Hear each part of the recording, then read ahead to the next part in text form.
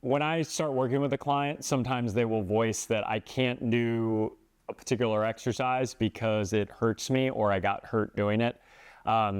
There are very few exercises that hurt people. Now, there can be a lot of exercises.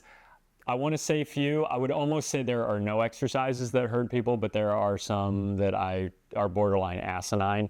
And there are certain exercises that we don't program here at 28 Tenn Fitness because the risk doesn't outweigh the reward. Whether it's a very complex lift, very difficult to teach. If it's one that I feel like it's not needed and the risk versus reward, so there are a lot of exercises we don't do here. That being said, the exercises we do here, there is not one that hurts people. Now, if an exercise is done poorly, yeah, absolutely you're going to risk injury. But that's like, no joke, like saying I can't use a pencil because I hurt myself lifting a pencil. Because there are people that have picked a pencil up off the floor and hurt themselves. It's not the pencil's fault.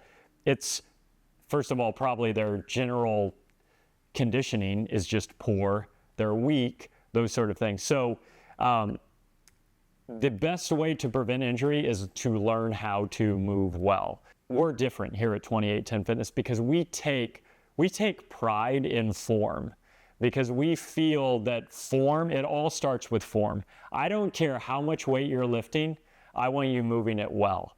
And if you continue to move well and you continue to show up, you're going to start to lift more weight, which is going to get you to your goals. But if you're not focused on the form and you don't know how to do a lift properly, you are going to get injured. And if that is the case, particularly if you're just chasing a weight, like every time I go in, I need to go heavier, and you're not moving well, you're risking injury. And if you're injured, you can't train. I love the saying, the best ability is availability. They say that when it comes to professional athletes, because if you've got an athlete that's injured, it doesn't matter how good he is, it doesn't matter how strong he is. If he's not on the field or on the court playing, what good is he? And I feel the same way about clients, because first of all, we're all athletes on the inside. So it's a matter of bringing that out. But if a client gets injured, even if they can continue to train and work around the injury, it probably can't work as well as if they remained injury-free. And if it's too severe, then absolutely they're out and they're not able to train. And that just leads to a cascading series of events that oftentimes doesn't end well. So the things we pride ourselves on is form, and it's not just so we can puff up our chest, but we want our clients being able to be available to train as consistently as possible, as frequently as possible, as long as possible. So again, there's no one exercise that someone should necessarily pin their injury on. It's how were they performing that?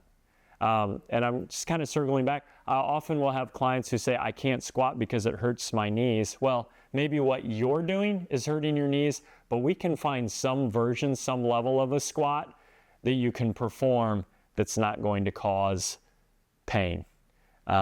So that being said, there are times that even if 100 times you've done an exercise perfectly, if you're not being mindful or you just move a little bit wrong because if you're distracted or just something, injury can happen. I can't guarantee that you won't get injured, but know that if you can get into injury, it's likely you can get out of injury.